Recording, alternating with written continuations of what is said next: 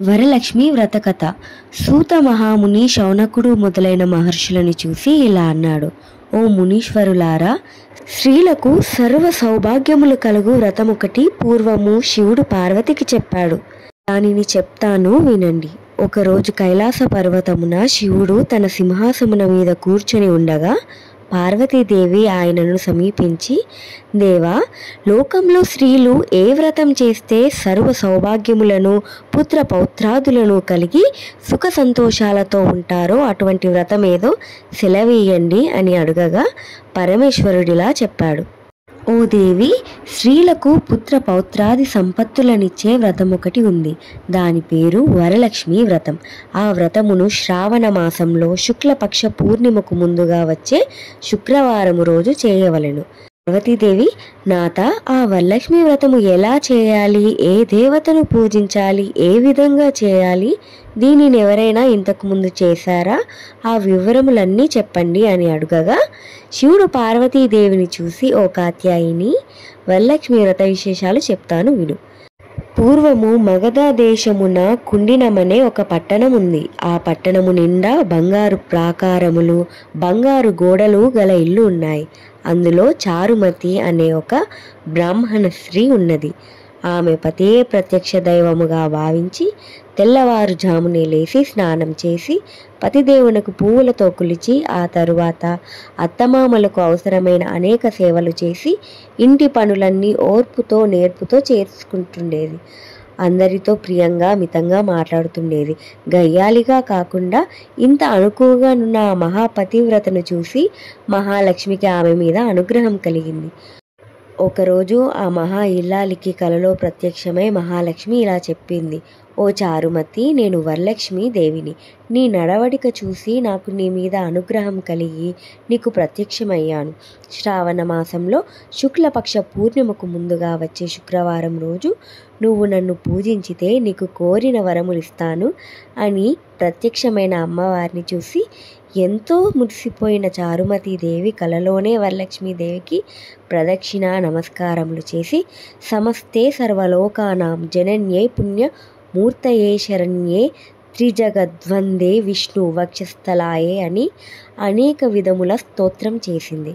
ఓ జగజ్జనని, నీ కటాక్షంబు కలిగితే జనులు ధన్యులవుతారు, విద్వాంసులవుతారు, సకల సంపన్నులవుతారు. నేను పూర్వ జన్మలో చేసిన పూజా ఫలం వల్ల నీ దర్శనము నాకు కలిగింది అనగా వరలక్ష్మీదేవి సంతోషము చెందింది. ఆ వెంటనే మెలకువ వచ్చి నాలుగు వైపులా చూస్తే చారుమతికి వరలక్ష్మీదేవి కనపడలేదు. అప్పుడు ఆమెకు అర్థమైంది తాను కనగన్నానని. వెంటనే భర్తని అత్తమామలని లేపి చెప్పగానే వాళ్ళు కూడా చాలా సంతోషించారు. ఈ స్వప్నము చాలా ఉత్తమమైనది. దేవి ఆనతి ప్రకారం నువ్వు తప్పకుండా ఆ వ్రతం చెయ్యి అన్నారు. చారుమతి తన ఇరుగు పొరుగు ఉన్న స్త్రీలకు కూడా చెప్పింది. వాళ్ళు చారుమతి ఎంతో ఉత్కంఠతో శ్రావణ మాసం ఎప్పుడొస్తుందా అని ఎదురు చూడసాగారు. వారు ఎంతో ఎదురు చూసిన పౌర్ణమి ముందు శుక్రవారం రానే వచ్చింది. ఈ రోజే కదా వరలక్ష్మీదేవి చెప్పిన రోజని ఎంతో ఉత్సాహంతో చారుమతి మొదలగు స్త్రీలందరూ పూజకు ఉపక్రమించారు. ప్రాతకాలమే లేచి తలారా స్నానం చేసి పట్టుబట్టలను కట్టుకున్నారు. చారుమతి ఇంట్లో అందరూ చేరారు. అక్కడ ఒక ప్రదేశంలో గోమయముతో అలికారు. ఒక మండపం ఏర్పరిచారు. దాని మీద ఒక ఆసనం వేశారు. ఆసనం పైన కొత్త బియ్యము పోసి మర్రి చిగుళ్ళు, మామిడాకుల అలంకారాలతో కలశం ఏర్పరిచారు. అందులోకి వరలక్ష్మీదేవిని ఆవాహనము చేశారు. చారుమతి మొదలగు స్త్రీలంతా ఎంతో భక్తి శ్రద్ధలతో పూజ చేశారు. పద్మాసనే పద్మకరే సర్వలోకైక పూజితే నారాయణ ప్రియే దేవి సుప్రీత భవ సర్వదా అను ఈ శ్లోకంతో ధ్యానావాహనది షోడశోపచార పూజ చేశారు. 9 సూత్రములు గల తోరాన్ని కుడి చేతికి కట్టుకున్నారు. వరలక్ష్మీదేవికి అనేక రకములైన పిండి వంటలు చేసి నైవేద్యం పెట్టారు. దాని తర్వాత ప్రదక్షిణం చేస్తుండగా ఆ స్త్రీలందరికీ గల్లు గల్లుమని శబ్దం వినపడింది. వెంటనే తమ కాళ్ళను చూసుకుంటే గజ్జెలు మొదలైన ఆభరణములు కనిపించాయి.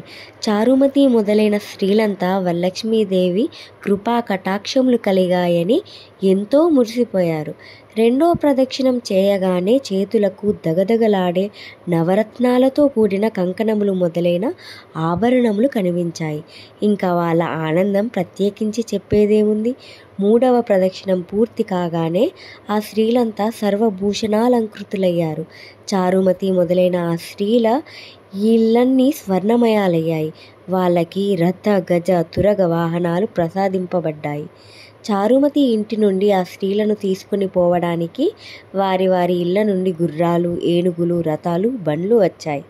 ఆ స్త్రీలు చారుమతి కలిసి వారి చేత శాస్త్ర ప్రకారం పూజ చేయించిన బ్రాహ్మణోత్తమునికి గంధం, పుష్పం, అక్షింతలతో పూజించి 12 కుడుములు వాయనమిచ్చి దక్షిణ తాంబూలములిచ్చి నమస్కరించారు.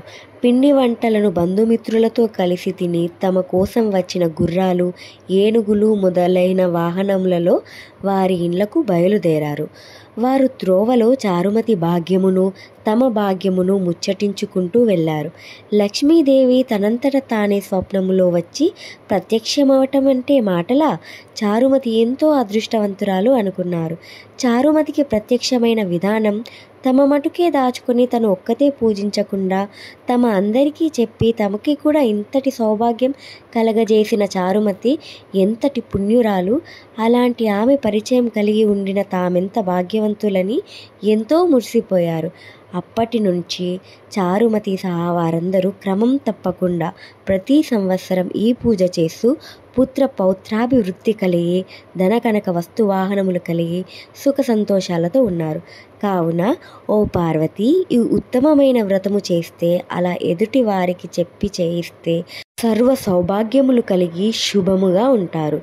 ఈ కథను విన్నవారికి చదివిన వారికి కూడా వరలక్ష్మి ప్రసాదము వలన సకల కార్యములు సిద్ధించును అన్నాడు పరమశివుడు. సూత మహాముని, శౌనకుడు మొదలగు వారితో, మునులారా విన్నారుగా, చారుమతి ఎదుటివారి మంచి కూడా ఎలా కోరిందో. ఎదుటి మనిషికి మంచి కలగాలని కోరుకుంటే అమ్మవారు ఇంకా ప్రసన్నురాలై మీరు కోరుకోకుండానే మీకు మంచి చేస్తుంది అన్నారు. శ్రీమాత్రే నమః.